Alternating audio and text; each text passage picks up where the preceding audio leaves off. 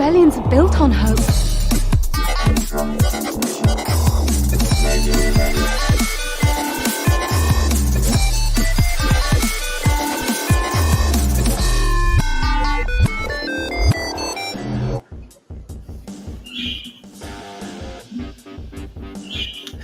And welcome to another episode of Radio Rebellion, a Star Wars podcast. I'm your host, Alberto Calderon, and we are back with another brand new episode of Radio Rebellion, talking Star Wars with you guys. Our friend, our co-host Otti, he's on its way. He'll be here in a couple of minutes. He said go ahead and start, so we'll go ahead and start. And just all you, our co-host, Otti-Wan Kenobi, joining us right as I'm starting the show. Otti, how are you doing today? It's been, I guess, a week or something. How are you doing? How long has it been? It's we just skip 1 week. It feels longer. We just skip 1 week. It feels much longer, yes. Yeah. I'm doing good. You're doing good? All right. Yeah. At some point, I'm going to have to step out for like 30 minutes, but yeah. 3 minutes or 30 minutes? No, 30 minutes. Okay. It's going to be quick. But my fiance's on her way when she gets here. This was gonna go all crazy, so I need to. You gotta be ready for all the noise. But yeah, we took a week off. I know you said, "Hey, I'll do the show," but you were in an airport gate. I was ready to do it from the airport gate. I know I didn't want to put that on you. I think it's too much. It was gonna be too much. I know how airports are and rushing people, so I didn't want to do that with you. Quick story. Now that I think of it, it's good that we didn't do it. Something that had never happened to me happened. The TSA thing where you put the bags, how's that called? The scanner machine? The belt. Oh, okay. Yeah. It broke, but my things were in there. Like while it broke. So like they took out the things that were entering and the things that had left. But they told me we can't touch your things because we couldn't scan it, so we don't know what's in there. And I was like, so I had to wait like 20 minutes for the machine to turn on again, and a whole mess. Oh my, airport travel. There's always something weird. All right. Thank you everyone that's joining us today live. Thank you for being here. If it's your first time, make sure you subscribe to our channel. You don't miss any episode. Hear weird stories that Otti goes through and he's in his airport travels. Comment down below anything you want us to discuss Star Wars wise or any comments you might have. And like this video, that thumbs up button. If you're listening to the audio podcast, thank you. And always leave us a rating, review, all that fun stuff. All right, Otti, before we start, I've been reading, again, thanks to people that send me books. I just forgot the name. Sorry, they won't send me. Del Rey and Star Wars at Del Rey over there for sending me a copy of The Glass Abyss. I've been reading it very slowly. I'm taking my time. It doesn't come out till October, so I'm in no rush to read Mace Windu's story. So talk about that in a couple of months or something. Okay. You'll tell me all about it. Yeah, I'll tell you in my spoiler review. Oh, you can tell me the spoiler review.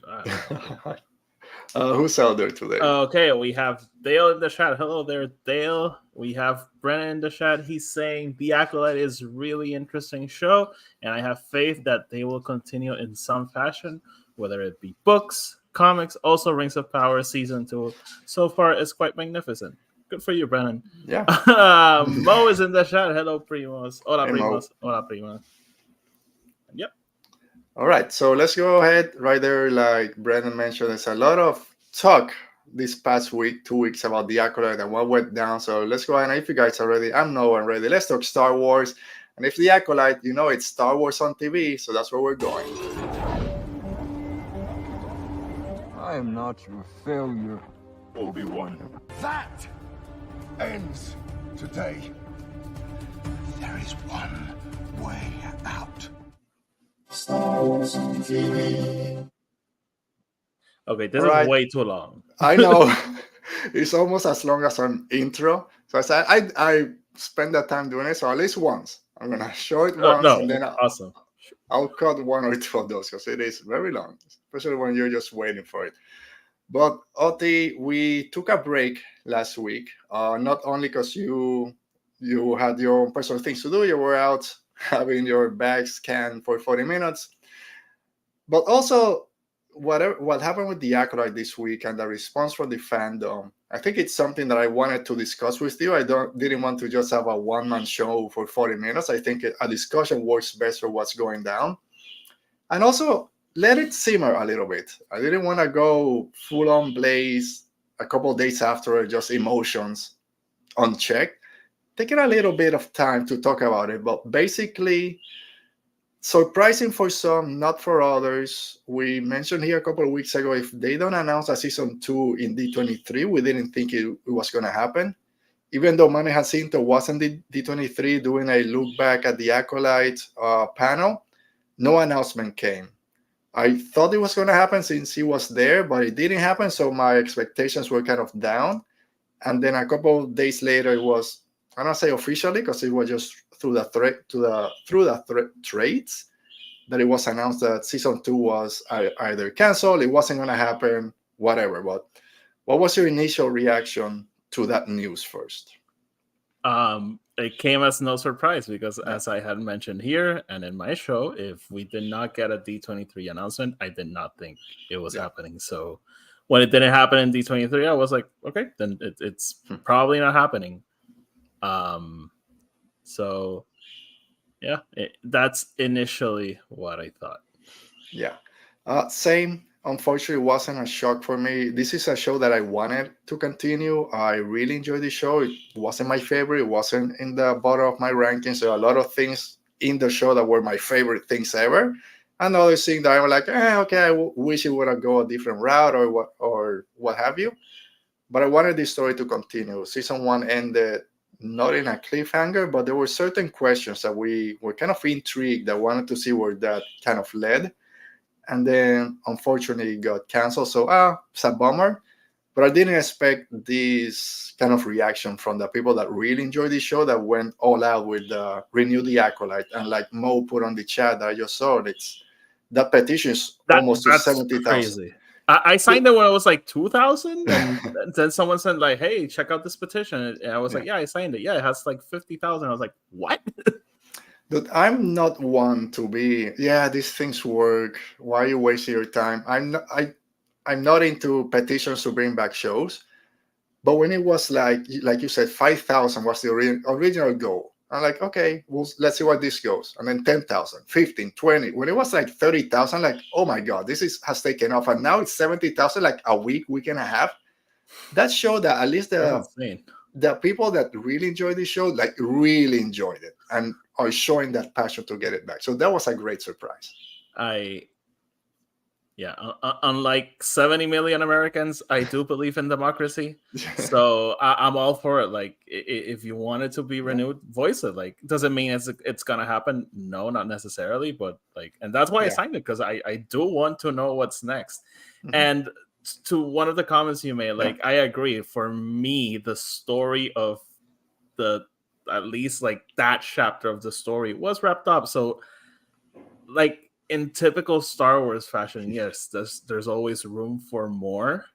Like, these characters' stories are not over, but at least like the story that started in episode 1, like, I was satisfied with how it ended. So it's one of the main things with Star Wars, especially in the 80s, 90s, and part of the 2000s, was people were able to just make up what happened with those characters. Like, one of the most interesting things in the fandom is all the headcanon that we make with characters that either show up for one episode, one movie, or their story is not wrapped up.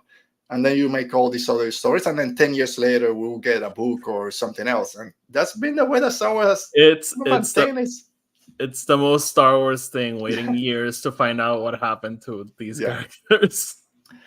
So let's talk about reasons why we think the show was canceled, because you can go and find 20 different reasons, and everyone has the rights to it's because of a YouTube video. It's messed everything up. So again, a lot of the people, when this show was canceled, one of the reasons I didn't jump right into talking about it were like, see, that toxic side of the fandom won. They've been review bombing and talking crap about this show since before it started. Amanda and a lot of the people have been getting racist comments and hateful comments, and that it's a separate issue that we'll talk in a minute. And all the videos that they didn't see, they're celebrating now. Look, all the videos they're doing, Lucasfilm is giving them the soapbox and the voice. They're agreeing with them. I didn't buy that for a minute. Maybe I'm naive. Maybe I'm too optimistic. I don't think that Star Wars or Lucasfilm would say, "Oh well, all these people are making rage videos, so let's stop doing what we're doing with the Acolyte." I don't believe. I don't want to say for a second that's not the reason I think the show was canceled. We know it's been extremely expensive show, 160 million, 180 millions, and it didn't seem to garner the attention for a lot of fans away from like the main Star Wars fandom. I think out there, I didn't hear a lot of people talking about it. So I would go to the lower viewership and audience, and I don't trust all the, because I will see an article one day that said this is the second most watched Star Wars finale, and then the next week this is in the bottom of Disney Plus, and 2 days later this is the most watched. So I don't trust the numbers out there for streaming, but I think it's as simple as this show costs too much for the viewers that we got. I think that it's as simple as that, and maybe I'm too naive, and maybe it's something else. Mm-hmm. Where do you fall on that? I'm just dropping. I like with everything, it's a money decision.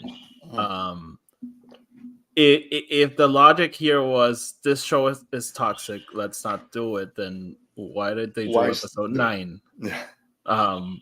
If like The Last Jedi Backlash is by far the nastiest backlash I have ever seen in Star Wars. So yeah, whatever.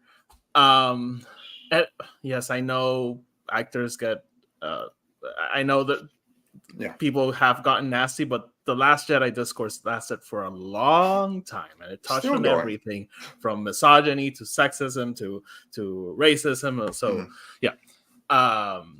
so that's like part of it. This doesn't mean, by the way, that Disney's lesson here, and it shouldn't be, by the way, but the lesson they're gonna take here could probably be like, less diversity in shows, because this show didn't have the viewership that we wanted. That's something very Hollywood that could happen. But I think at the end of the day, it's viewership. And I've been screaming it into this mic for the last, I don't know how many years. I don't think streaming is here to stay, at least not in the way that we know it right now, because it doesn't make any sense.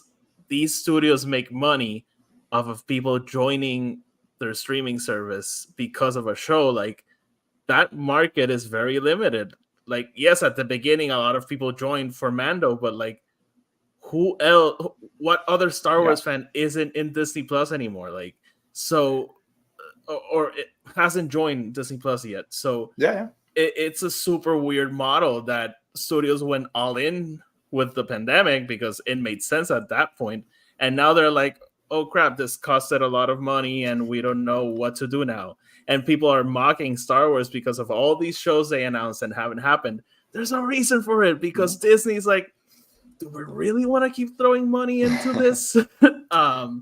So that's really my thought. Like, the viewership wasn't bad, but maybe it wasn't what they expected. And we don't know what success looks like to these people, because they are very coy about their numbers and about everything. They only release numbers when it's to their convenience.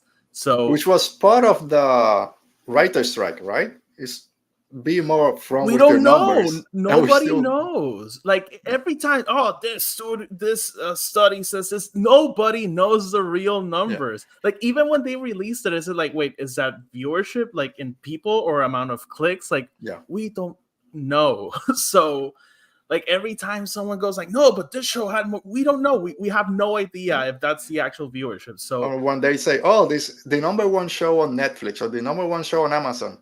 All right, but what does that mean? Like, the number 100 views versus 75? We don't know. Exactly. Or the number one show, like, right now, or the past month, or like, we just don't know. It's not like the box office where you can go on Box Office Mojo and watch the actual numbers. So and we'll talk a little bit. Sorry, go ahead. Finish up. No. So that's like my thought. Like, it's a money thing. It did not generate the money they wanted, and we just don't know what they wanted out of it. So it's a super weird situation. Yeah, we'll talk a little bit more at the end about streaming in general and where we think it might kind of go, especially focusing on Star Wars. But what you mentioned is something I've been thinking for a long time. It's how do they expect, like, how many people have already joined Disney Plus? Like 100 million, 200 million, whoever knows. Each new show is going to bring in 5 extra million people to justify the budget or whatever. It's how you're already there. No one else. It will take 10 years for the people that can have a Disney account to move out of their parents' house to then have enough money to get Disney Plus or whatever. So that metric doesn't make sense to me how they do it. And unfortunately, that's why now everything's going to commercials and adding ads. Rings of Power is putting me ads while I'm watching Galadriel fight Sauron, and I get a commercial right in the middle about a car insurance that I don't want. But that drove me crazy watching it. I hate it. We'll talk. But by the way, Yeah. I want to go to a comment. Dale is saying it's millions of minutes viewed. It's also based on people on the Nielsen ratings activated. Okay. Nielsen's ratings is not what Disney is using to measure their viewership. They own their platform. They know the actual numbers. Nielsen tells us their estimates on what people are. It's like, do you remember the Samba TV? Do you remember that debacle? It's like a platform that kind of gets an estimate, and based on their actual numbers, they estimate to. Again, those are estimates. Disney is the one who has the actual numbers, and they do not release them when they rarely ever do. Like with Ahsoka, they kind of like threw like, 7 million people watch this, but who knows? So I think, again, maybe we're being just naive or just seeing it in a different point of view. It's a numbers thing. It costs 160 million, 180 million, the same. I check how much the House of Dragon costs, around the same, between 160 and 200 million, depending on the season. But it's out there in the ethosphere, whatever. People are talking more about House of the Dragon away from internet. Game of Thrones was the biggest show ever. It was. But one thing that I'll be 100% behind, the people that are pushing the Save the Acolyte and saying that the fandom menace and all those people had a hand in it, is Lucasfilm not coming out to defend their stars and their actors with everything that's been going on for years. They rarely ever do. I know there's like Ewan McGregor did something and then they posted that's Ewan McGregor doing something. Yeah, but he was a producer. So. Yeah. And having the official Star Wars Twitter account really doesn't mean anything, because that could be me. For all that you guys know, that's me right now doing it. I have no power. So that person has no power. I think an actual statement from Lucasfilm, Kathleen Kennedy, or someone, kind of a signed statement saying that they don't even have to mention the Acolyte and the cancellation, but saying that they're against all the hatred that Amanda is getting, especially after the Instagram video that she posted. I think that's something I would calm a lot of the fans out there that feel that they've been, I don't even, kind of relegated. Because like you mentioned, this is a show has a lot of different cultures, backgrounds, all the actors, their LGBTQ actors and crew behind it. Extremely diverse show. To be canceled after one season, a lot of people took it personal. A lot of people said this is the first Star Wars show that they feel connected to the characters, and then to just be thrown to the side kind of feels that they're not part of the fans of the fandom. And that's completely valid, by the way. Like, hey, and maybe Bob Iger is a raging racist, and we just don't know. But then this also goes. Sorry, I'll give you in a minute. Also goes to what they've been saying for about 3 years now. It's we're gonna slow down the amount of stuff that we put out. Of course, they come out and announce 3 movies in celebration. But they've been saying for a while, we're going to slow down our output. So that doesn't surprise me. That then, unfortunately, just get one season because it didn't hit the numbers that we wanted. I'm not surprised by that. And okay, let me jump into another comment because I want to. This is interesting because I've seen this conversation happen. Okay. Mo is saying, paying RDJ $95 million to come back to the MCU and not choosing to invest in a Star Wars show that people obviously want is ridiculous. Like, yes, I get that sentiment. However, I think this ties back to what I was saying, that they are, and what you mentioned, they are slowing down with Disney Plus because, again, I'm sure Disney's like, they don't want to continue Disney Plus, and like what it is right now. I don't think Disney Plus is here 10 years from now. Like, honestly, Yeah, I would say I honestly think 5, but that sounds far fetched, so I'm saying 10. yeah. RTJ, it just went on. 95 million is a ridiculous amount of money. Like, I love that it was 80 millions, then 90. I saw one that said, but that's another thing. We don't know. These contracts are not government contracts. They are not public. They are based on, I heard this from this. 95 million could be the actual amount. Maybe it's with variables. I don't know. It's still a ridiculous amount. Yeah. Don't get me wrong. But he just won an Oscar. He made them billions of dollars with his tenure in the MCU, and he was one of the driving forces driving people into theaters. And B, Marvel is a separate company from Star Wars, and this is Star Wars TV. This is Marvel movies, which they want to get back to making billions of dollars. Yeah, Star Wars hasn't made them billions of dollars in Disney Plus. Unfortunately, again, I'm not defending the 95 million. That's a ridiculous amount of money, and I agree. Like, I would rather have the Acolyte season 2 than have Robert Downey Jr. as Doctor Doom. But again, the casting is at first is like, why? And then the amount. And give me a show before just bring an actor. Do you think there was a conversation? I know, we're just speculating now, that one of the two sides, either Leslie Headland went to Disney and said, hey, I can do this. They are separate companies, Mo. They are separate companies. All right.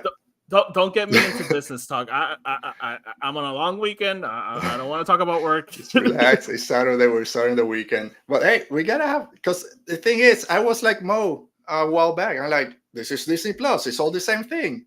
No, it's Disney also, but Marvel does it. MCU does their own thing. Lucasfilm does their own thing. National Geographic, ESPN, all those are under that Disney umbrella. They'll have their different budgets, I'm sure, and all that stuff.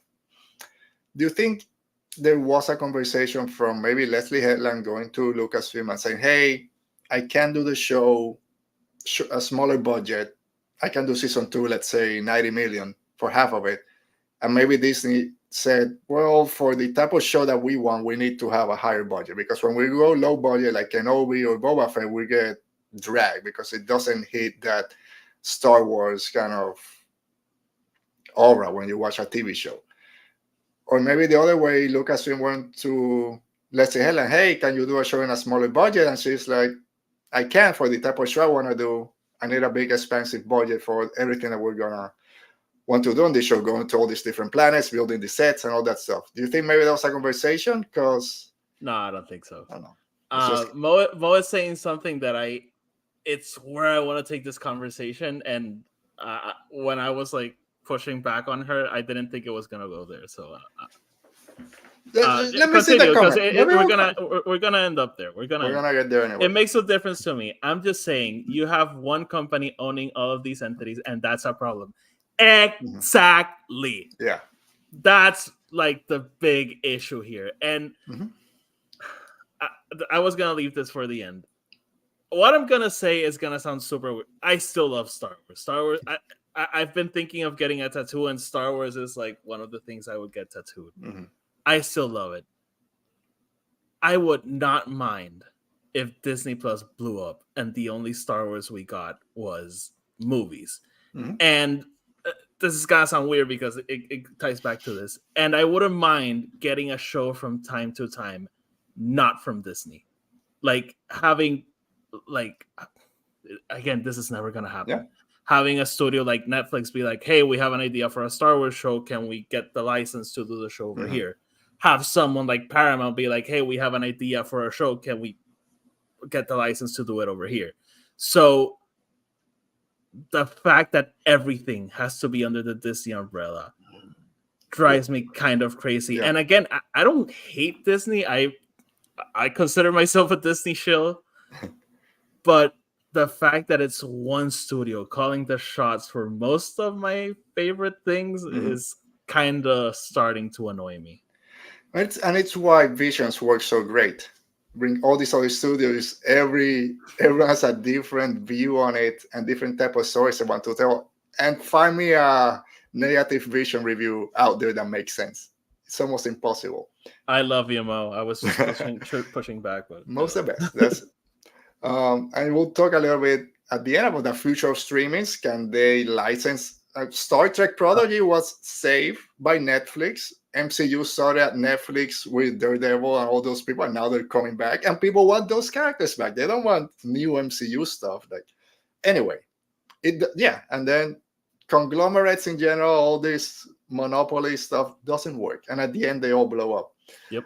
I don't know where I'm going now. That's what I wanted to leave for the end. That's fine. So one of the reasons I don't think, or at least I don't want to think this was Lucasfilm, and maybe Lucasfilm said something and Disney, Bob Iger kind of overruled them, that Disney, Lucasfilm doesn't just listen to the rage baiters out there. It's like, if that's the case, why would you bring Daisy Ridley back to do episode 10 or whatever it is with Rey Skywalker, which is one of the most hated characters. I know Finn got the same amount of hate. And then bring a female director of color, a person of color, to direct that movie. Why would you even greenlight this show if you didn't believe in it? Yeah, but that still hasn't even begun shooting. Like, hold it. Dude, there is. I said it back a year ago. I'll say now. There is no way that those 3 movies don't come out. I agree. I don't think. I'll stand on it. I'll stand on what I said. We'll see. And then you still believe in this show enough to have 2 books announced at D23, The Art of Book. So there was, from Lucasfilm at least, there seemed to be that there was a push to get The Acolyte out there. Unfortunately, it didn't get there, but there was a belief in this show. And if you believed in it and all the creators behind it, it's not because you're listening to the rage baiters, the fandom menace on the right-wing side of this. I mean, I think it was a belief in it, and unfortunately, it didn't pan out as they wanted. There could also be a situation where Lucasfilm is like, we want to produce season 2, and Disney's like, we're not distributing it. We're not spending the money to distribute it in Disney Plus. And by the way, you can't take it elsewhere because we own you. Or we'll eliminate that could also happen. Yeah, I mean, if you believe everything that's out there, there were reports, and I remember this, that back at the beginning of the year in February, there was a writer's room that was beginning to be set up for season 2. I remember reading that. And then supposedly in July, there were still talking to directors to see if they were interested in coming back. How do you go from that in July? You already know the numbers in July because this show ended July 16. Yep. You know the numbers. And then abruptly in August, canceled it. That's where I go. Then if you already know the numbers and we're starting to think about season 2 and then just canceled it, that's the part that looks a little weird. But it could be Disney, unfortunately, the big mega mind out there just saying, sorry, we're not going to allow this. We're not going to show it. Yeah. We're not make it. It's never going to see the light of day. Like Batgirl. So what a lot of people are, like we said, want the show to come back and want the stories to come back in center for some form. Is there a way, and I want to say yes, and hopefully this will be a big surprise in Celebration, that this show or season 2 will be reworked as a movie just to finish that story? Like Lando was supposed to be a show, now supposedly it's going to be a movie with Donald Glover behind it. Do you see a way that the Acolyte, especially now 70,000 signatures, we don't know, people say, whoa, compared to 100 million people out there, it's not that much. It's a lot of people to take their time to sign that petition. Do you think there's a way that this show comes back in movie form to at least say, hey, let's wrap up this story? I want to say yes. I think we'll get it. I think yes. Like, could that happen? 100%. Like, would I bet on it? No. Like, at least not now. Maybe in a couple of years. What I want that, I think it will be super cool, and you can market it as a Palpatine Plagueis movie and just stick Kymer and Osha in there. Yeah. So I think that could super work. But I wouldn't bet it. I wouldn't bet on Celebration having that announcement. Okay, I think it will be extremely cool. If it was going to happen, they will already know. Like, we'll know, we'll do a movie, we'll announce the Celebration. If they want to get in the good graces of people again, that have kind of, because one thing that surprised me, and then, again, that's why I didn't want to go straight on and wait a week, is how quickly people were done with Star Wars. I saw a lot of people that we've had on this show that we follow saying, like, this is it. This is the last straw. I'm canceling Disney Plus. I won't get invested in Skeleton Crew. Why do I care about this? It's going to be canceling after the first season. I'm just going to do the books. Nothing else matters. It's time for Kathleen Kennedy to go into those extremes that we make fun of. I don't even know if she made the call. Yeah. I mean, you would imagine that she's involved somehow. But no, but like, whatever. Again, I have no idea what goes on after I turn off my TV and watch the show. I don't know what goes behind the scenes. Maybe they said, Kathleen, it's either the 3 movies or this show. And she's like, nah, it's the 3 movies. I've seen people, again, just blaming Filoni. I see someone saying, oh, Filoni was the one that canceled it. Like, officially, he put this stamp on it. I'm like, dude, shut up. Of course it was.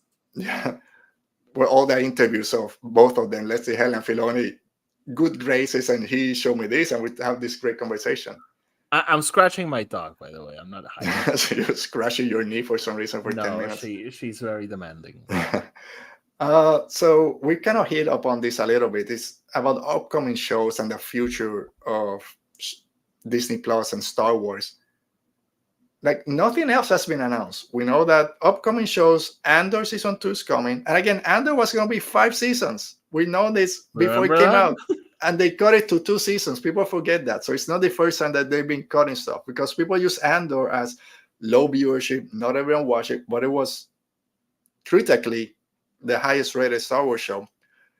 But it didn't, at the same time, remember, it didn't have a great number of viewers out there. So, but it went from 5, supposedly. But it was original. I remember Mo again, sorry. She told me after season 1, are you kind of sad now they went from 5 seasons to 2 after season 1? I was like, I'm fine with 2 seasons. I mean, the way Andor is, maybe 5 seasons would be best. But again, they've been slowly kind of bringing down shows. So again, Andor season 2, we know Ahsoka season 2 is coming. And then after Skeleton Crew, nothing new has been announced. I know there was a report about 4 new shows in development. That one I don't believe for a second. Maybe there's talks. I don't believe for a second that they're gonna announce any new shows. In development, maybe. In pre-production, no. Yeah. After Skeleton Crew, we have Andor and Ahsoka. Ahsoka season 2. And that's it. We don't even know if Mando season 4 is coming out after the movie. We don't know if there'll be Ahsoka season 3. I think that's it. And it goes to what you've been saying, and we'll go there now, because, again, new shows, nothing has been in the talks, nothing has been revealed. I don't believe that new 4 shows are in development or that will be announced, or what. Maybe animated shows. Maybe Star Wars TV is just animation. Again, Bad Batch just ended great. Star Wars animation has the only thing has been working for them recently. Yeah. Just leave Star Wars TV in animation form, and then just leave live action for the movies. Yeah. I have to step out for a second. It's going to be longer because apparently it's raining and there's an umbrella situation. So I'll be right back. All right. So, but we're due a Star Wars animated show. Like, I really need that. Yeah. I'll be right back. All right. I'll be right back. I'll keep talking to my, you know what? No, we're not going to leave that floating head. There we go. We'll be back in a minute. So yeah, you're right, Mo. Save me, Andor. I think Andor season 2 is gonna come out soon, and when I mean soon, it's early 2025. I think by February we'll get Andor. I don't think we're gonna spend a lot of time waiting for Andor season 2 to come out. We got Skeleton Crew in November. It'll end up December, early January. And I think we're getting Andor season 2 before we go to Star Wars Celebration Japan, which I believe is in March. And when I say we go, just me in general, I'm not going, unfortunately, to Star Wars Celebration. But yeah, I think we're getting Andor season 2 soon. And we'll see. Maybe summer. I don't know. Maybe. Hopefully. I just want it now, Mo. I like you. I just want it now. And yes, capitalism, we just want it to end. Give me something better. So yeah, just guys, if you have any other thoughts about it, how you would like the Acolyte story to continue, if you want more seasons, are you okay with this story going out in books? I know for some people that's kind of, yeah, books are great, we get a lot of backstory that way, but don't want this show to then just be relegated just for people that like the literature part of Star Wars, maybe a movie to come out or something else. We'll see. Hopefully we'll get some announcements soon, but yeah, it's a bummer that it got canceled. I enjoyed the show. I wanted to see where those characters kind of go, where these stories go. There's so much with Bernestra and Chimera, and of course Plagueis and Osha. What will she do now, kind of in the dark side with Chimera, and with May going now inside the Jedi Council, or the Jedi Temple, I should say, and how that would work out. But anyway, moving to the future, and the future of Star Wars streaming, like I was talking with Oti was mentioning, is there a chance that Star Wars will start licensing some of these shows to other streamers? We mentioned Star Trek Prodigy went from Paramount to Netflix, got canceled after one season. Season 2, extreme high ratings. The fans love it. They already banners out there by Netflix to bring out season 3. I know Willow, when Willow got removed from Disney Plus, a lot of people wanted to go to another streamer. I thought there might have been a possibility, but again, going to the conglomerates and capitalism and all these things that we're talking about, I don't see, unfortunately, the way things are now, that Disney's going to allow a lot of those shows to be produced by other companies or released by other companies. I wish that it would. Ote kind of mentioned it gives other voices out there to tell stories that maybe Disney doesn't want to tell at the moment. I don't know how all that kind of works. And then could you do a Star Wars show on a limited budget to justify a smaller crowd? And I think that's where we should be kind of going. He's back. It's Florida weather, man. Oh, it's freaking sucks. Like, you can't see it. I'm soaking. No, I'm glad it's not 1080 4K. I was out, or my daughter went for a walk with her friends out. I don't know how they were outside for 40 minutes. I did something in my backyard for 10. I had to change my shirt. Then it rained for 5 minutes before we started the show, and now I can see the sun blazing outside again. It's the worst. No, it's raining cats and dogs over here. Right, so Oti, we're starting to talk about the future of Star Wars streaming. I guess the future of streaming in general, you hit upon it a little bit at the beginning.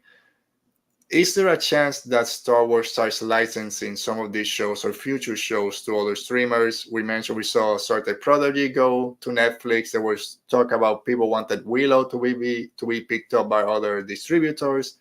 Is the way that things used to work in the past? Do you think there's a chance, if Disney Plus is not what it is right now, that in the future we might get some of these shows in other places?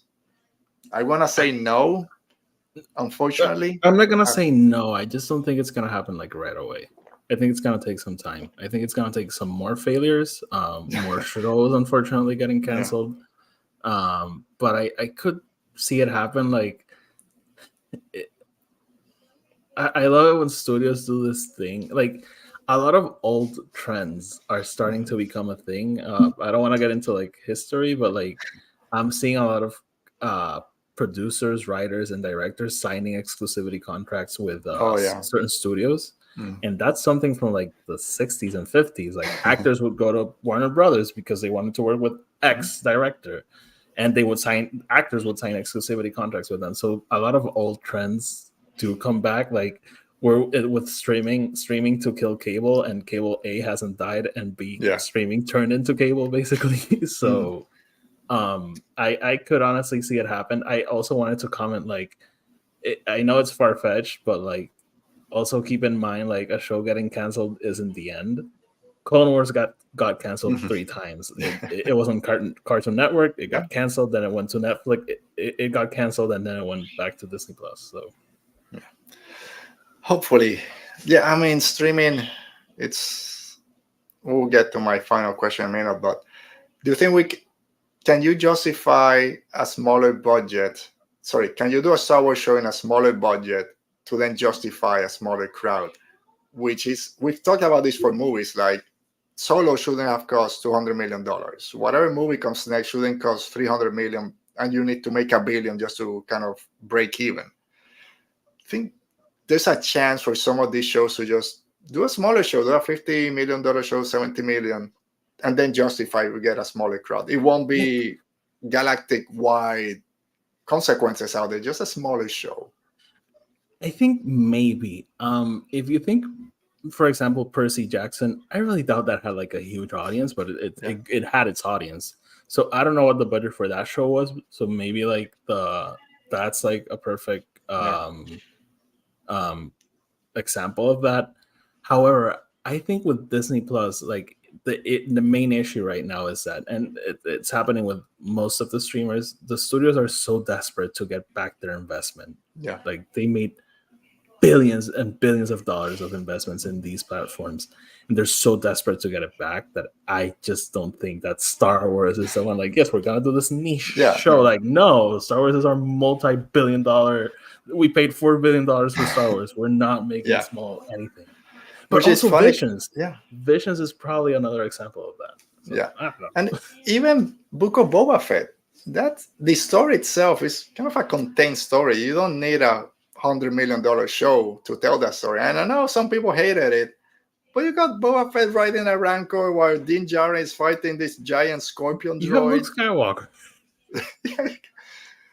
Well, I think you can, but I think Star Wars is so ingrained in people and maybe that's also part why not everyone that didn't enjoy the Acolyte hated it for racist reasons. Some people just didn't enjoy the story because.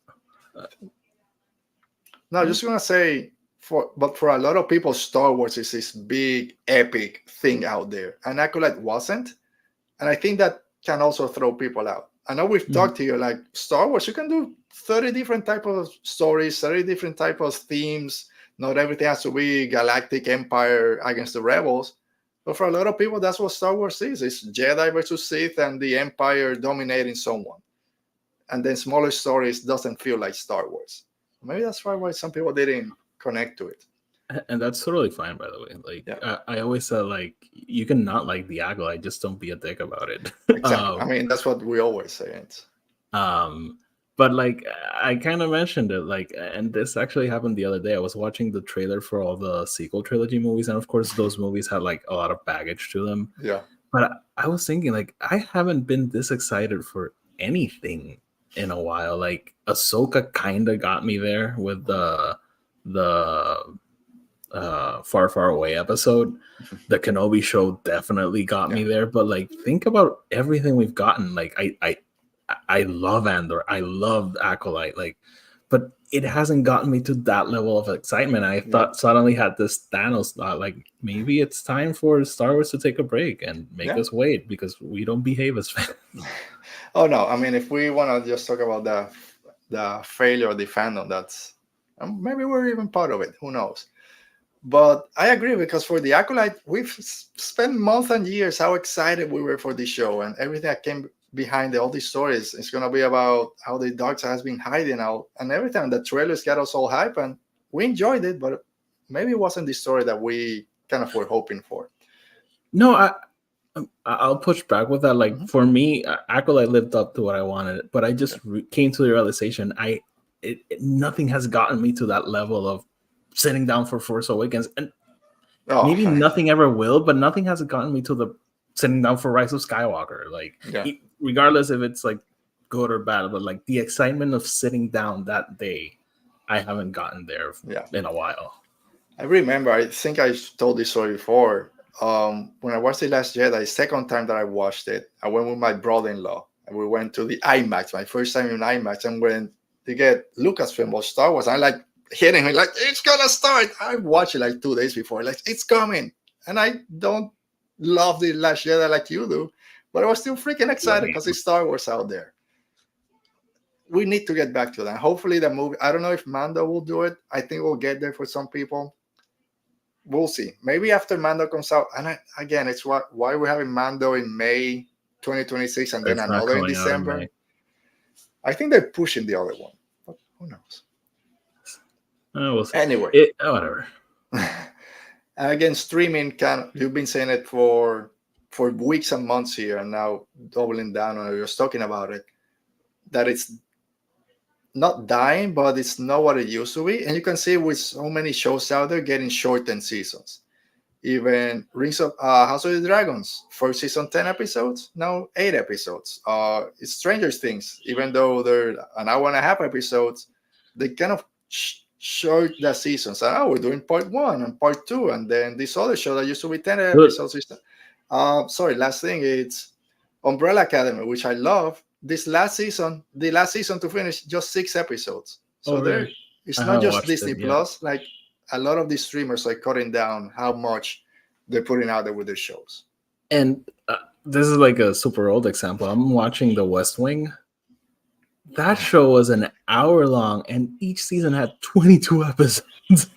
And of course, that's from a long time ago. Like, I know that you love Lost, right? You're a Lost fan. Lost 24. 24 was 24 episodes, 1 hour each. My daughter started watching Lost like 2 weeks ago. We're in season 2. I hate it. I don't hate it. I hate some of the characters because I'm the person that's just watching them. So I like, how can you be so stupid? What were those 2 characters named? Paulo and I don't know. I go in and out. Whatever. I only have one character that to me acts like you would ask. Whoever is the guy, the blonde guy that needs the glasses. It starts with a W. I want to say Walker. It's not Walker. Anyway. Sawyer. That's the only character I like. So I think he acts like real people would act. This is Lost talk now. Yeah, sorry. Dharma I get frustrated when I watch it. Like, anyway, kind of finishing. Lost is my favorite. However, don't ever say you hate it. No, I don't. I just hate some of the decisions character makes, and every show does it. It's just to get you. I hate it. I freaking. What does Jack want to do? Who cares? Why do I have to be the leader? I have to be the leader. It's like no one told you needed to be. But the original purpose of streaming, at least when Netflix came out, look at all these shows, and now you can watch whenever. And people started watching shows that brought back the interest in shows that people hadn't watched for 5-10 years. And now it's totally the opposite. If you don't watch something that first week, it's almost like when movies come out. If you don't hit in the premiere weekend, then your movie's done. And it seems that shows it's the same thing now. That first season is not the highest rated. I'm sorry, we're done. When, like you said, shows used to be 22, 24 episodes. They had a pilot episode to see if it got picked up. That doesn't exist anymore. Now you got to do a whole season. And then if it doesn't work, okay, I'm sorry. Every show needs time to breathe and it needs time to get an audience. But this model of streaming doesn't allow that. And it's going to keep breaking down what streaming was before to what it is now. Like you've been saying, in 10 years, some of this won't exist anymore. Basically, the first season is the pilot now. Like, I know. That sucks. And don't get me wrong. Like, I've seen a lot of people be like, oh, if this show didn't get a second chance, like, yeah, a lot of shows struggled at the beginning quality-wise, but they had the viewership to sustain having a second season. And I get the sentiment. I totally get it. But let's not pretend like there weren't a bunch of shows back in the day that got canceled after one season. Like it happened constantly. And they usually weren't great, don't get me wrong. But they were never allowed a second season to grow. And there's shows that were great in the first season, but the third season, you're like, why is it still going on? Cancel this. Like a lot of people use The Office as an example. Like, oh, that first season was terrible. I think the first season of The Office is pretty great. But okay. The Office, you can go. Like season 6, 7, were kind of, and I'm throwing numbers, but like 7 and 8, Office is great. Don't knock it. The Office is one of my favorite shows. It's the best out there. Be careful. All right. Any final thoughts or comments from the chat as we finish our Star Wars talk?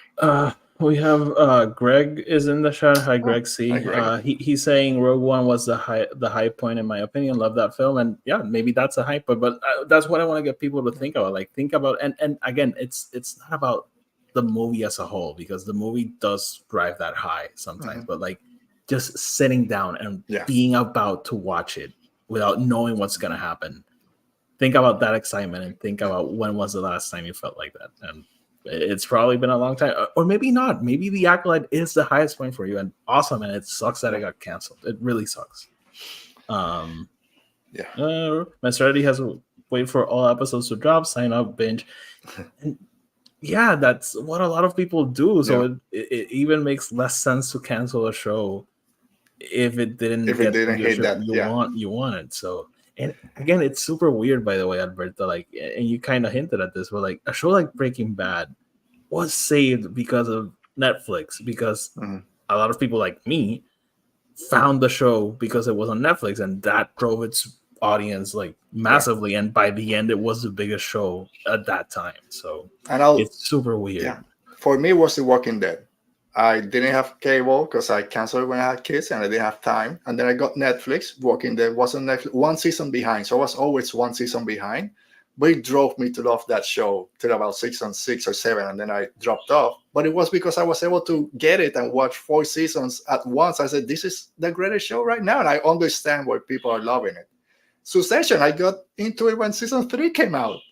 I got into it because of the memes. The Logan episode. Like, I saw the hype for that. Okay, I'm gonna watch the show. Like, one of the last episodes of the show. But with Walking Dead, we didn't have AMC in Puerto Rico, so I pirated it. The statute of limitations has expired on that. Okay, fine. Pirate that shit. And then when it came to Netflix, then I could watch it finally, like in HD and everything. Yeah. So streaming is all your fault. With that, we end our talk on Star Wars. Here we go to something else. That's not Star Wars in A World Between Fandoms.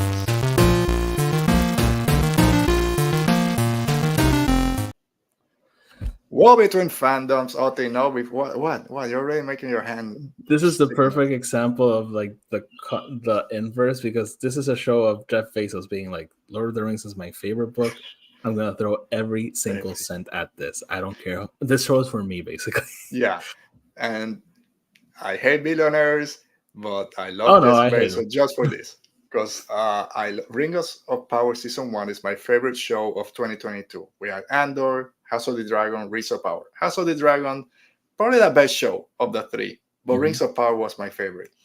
So I've been so excited to finally go back to Middle Earth, to go to this time period, and we got 3 episodes that drop, which I would have loved just to get 2, because now the season is going to end a little bit sooner. But man, I just love this world so much. And even though I'll say it, I've watched it twice now, all the episodes. When I finished episode 3 the first time, I was a bit let down in terms compared to season 1. Like season 1, by episode 3, I'm like, oh, this is the greatest thing ever. I want to live there, because it was new. I got to hear the words Valinor and Sauron and Morgoth, and we're going to all these Numenor and see it. When we saw Coruscant for the first time and Camino, we're like, oh my god, so hearing all that and seeing those for the first time just kind of blew my mind. So now season 2, I'm like, okay, yeah, I know what Numenor is. So what's a little, and my expectation for this story was up here, the highest ones. So I'm like, it's good, but I don't feel like I felt the first time. After all my emotions went down, I watched all of them a second time. I'm like, okay, no, I'm good now. I'm good. There's some storylines that I love so much. I want to get to those very quickly. And others, I'm like, okay, let's move along. And that was my issue the first time I watched it. Watching them a second time, I didn't have those problems. But just overall, your first watch, I know you just kind of had to rush through them as we were getting for the show today. So take your time. We're not live on it. I liked it. But I kind of thought it was fine. But I kind of felt this way with the first season. I remember it took me a while to. By the end, I was like super on board with it. Yeah. I just think, and this also happens with the Lord of the Rings movies. By the way, it takes so long for things to actually like. And it's not that nothing is happening; things are happening. Like we already got Avatar. What? And they're already making the other rings. What? That's why I like already episode 3 and the dwarves rings already being made. Like they get. To me, it's like there's a lot of storylines right now that they're jamming into it. like trying to get it moving quicker, bringing all these storylines into fruition so quickly. But again, it's 3 episodes. I think that giving us all 3 that first week feels rushed. But for me, with episode 2, was like, okay, things are moving, and then in episode 3, it's like, wait, here's Isildur. And it's like, oh right, like Isildur is still lost, and shit, Numenor. So it was weird for me. Like, it took so long to establish everything, but again, I wasn't like bothered by it. The show was beautiful. Like, it looks amazing. Mm-hmm. But I just think it was kind of slow to like get started. And there was a lot of like, wait, at one point I was like, wait, how did Halbrand and Galadriel meet? And I have to like go back. And the show does take you back to how that happened. So, so again, I thought it was good. But I'm not frustrated by it because, again, it's a very similar reaction to the first season. Okay. It started slow, and I'm ready for it to pick up. Yeah, I think on both seasons, that first episode, probably the best so far. At this point, by episode 3, I know episode 1 of season 1, especially with that intro, that prologue, just kind of brought everyone, oh, this is the greatest thing ever. That's so cool. And I want to go back to that. And I enjoyed. It also took 20 minutes. I timed it. 20 minutes, that introduction of how Sauron was killed by Adar and get to where he was. Yeah. So 20 minutes to get there, which is a long time just to, this is what happened if you want some backstory. But I love seeing the original Sauron, if we want, how angry he got when some of the orcs were challenging him. And then Adar just going, I'm just going to kill you, and these are my children. But Sauron, dude, that manipulator, that conniving guy, just turning into mush and killing everything and just sliding down the snow. But for me... Turning into Venom. Basically. Everything with Galadriel and Elrond, I'm like glued to the screen. So far, that's my favorite interaction. The favorite character moments right now are the 2 of them, and everything happening with the elves and King Galad, and now with Cirion, and then you bring, of course, Celebrimbor with Halbrand and with Anator when he shows up. But everything, Elrond is my favorite character so far this season because we've seen the Lord of the Rings. We know what happens, so it's like, yes, that's the issue. But I also understand Galadriel. Like, I don't. We need to do. I understand her point in terms. Like Elrond. I know what you're fearful using these rings, but the other option is that we all die basically, like King Galad says. So we need to risk it. And he's like, we don't. You've been corrupted, and I love it when he. Even from season 1, is how much Galadriel and Elrond go back and forth. In other shows, people. Oh, I didn't want to hurt you. I'm just not going to say what I'm feeling. They just go at it. Mm-hmm. And I love that still carries. And that's that great relationship and friendship that they have that right now is kind of being tested. So I love seeing that. And then I got the dwarf storyline took me out a little bit. I just wanted to go back to that. It's so much of the same, like, talk to your father. No. Talk to your son. Yeah. No. Okay, fine. I'll talk to my father. Like, no. Yeah. But at least for that first episode, I guess just in general, what were some of your favorite moments? Or I watched them like back to back, so it's all melded into one. For me, I do like the Elrond thing. I like his whole arc of being like, don't abandon them, guide them, basically. Yeah. So I do really like that. But for me, like, I was so on Elrond's side. Like, this guy manipulated you, and you're gonna use the weapon he. Gave but like, he didn't touch him. How do you know? Whatever. Dude, so I just could not see her point of view. But I did like kill Galad. That's his name. Galad, yeah. Yeah, he did make kind of a little bit of sense. So, but I love Halbrand. He's such a manipulator. Celebrimbor is such a moron. He's so full of himself. The first time, like, how are you getting duped so easy? I know it's Sauron, Halbrand. I understand. They cannot. It's my moment. They cannot take this from me. It's like, dude, you're just. It's like it's so easy. So easy to manipulate. But Sauron just sees his weaknesses, and he's like, "Here I go." They didn't tell you. Yeah. oh, we cannot let you in. He doesn't want to see. Oh, okay, let me just show you my bag that's hurt. And then the other elf, oh, I think he's hurt. I think we need to listen to him. But real quick, going back to Galadriel and Elrond, like you said, oh, you still believe he manipulated you. My favorite interaction so far when she finds him in episode 2 in Kirian's boatyard, like, oh, I cannot let him inside again. And it's like, he never left. Like, you still, and again, for all the shippers out there, when she says, I cannot let him in again, and it goes to season 1 when the two of them are sitting on the log, that connection, that he never left. And you turn back from the light of Valinor to fight darkness, or was it because the darkness is already in you and pulled you back? It's calling to you. Yeah, I like that line a lot. Again, every time you watch Lord of the Rings, think that big monster thing and Galadriel, they were a thing. Yeah, exactly. And then my second kind of favorite story so far is The Stranger. The Stranger with Nori. I like where it's going. Like, he's trying to find his name and trying to find the staff. We know this is Gandalf. We gotta get this staff at the end. Has that been confirmed that it's him? I mean, no, but it's heavily hinted at. I know, but like, hinted. has in interviews it hasn't. Okay.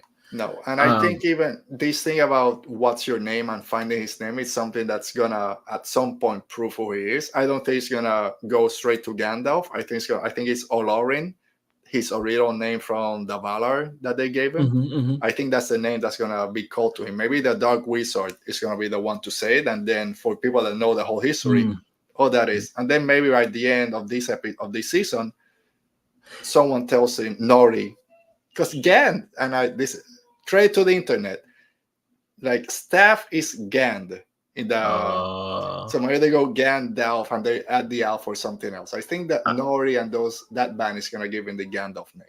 I love that line. Nobody gives you your name; it's already yours. Something like that. That's so cool. That was great. Yeah. I like the Nile looking guys. Oh, that Rune.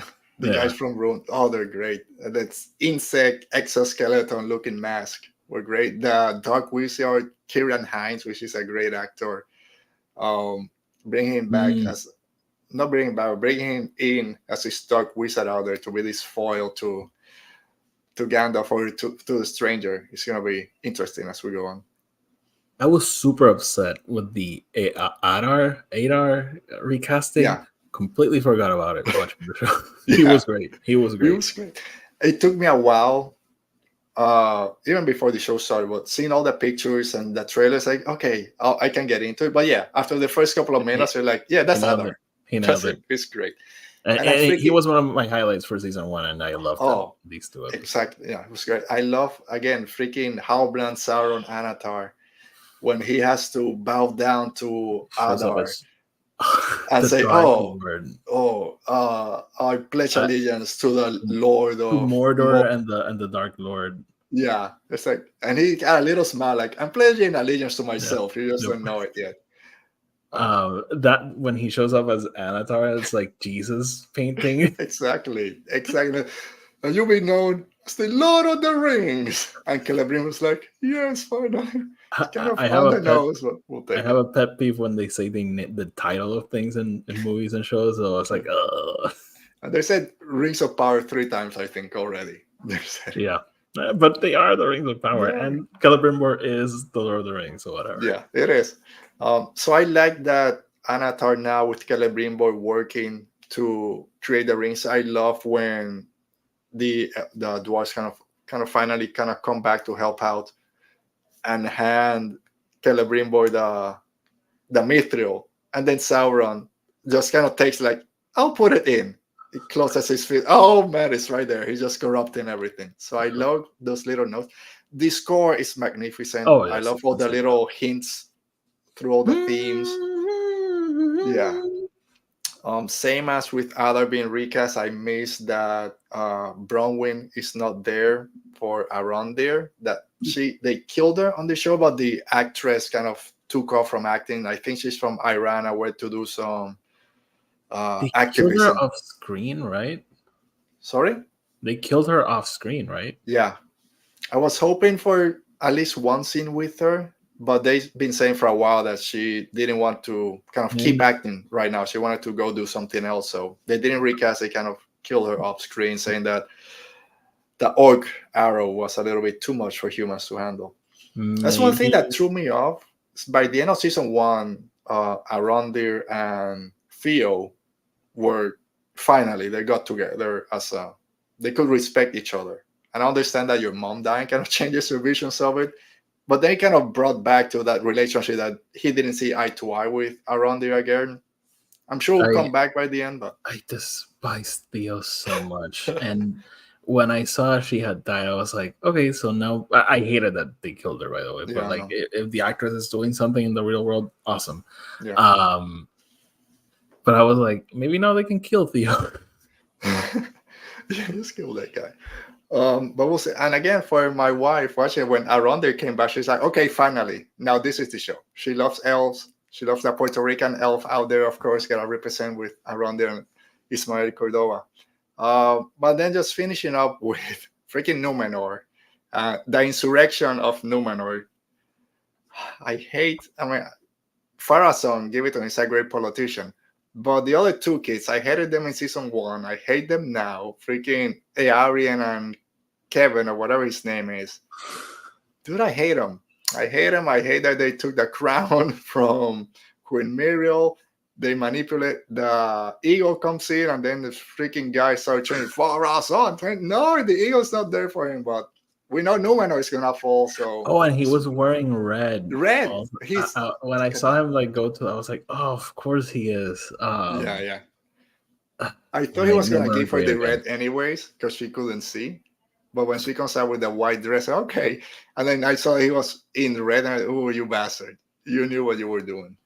Make Numenor great again. I like that storyline. What's Isildur's father's name? I'm not even gonna tell you. Oh my god, he's even in the prologue for Lord of the Rings.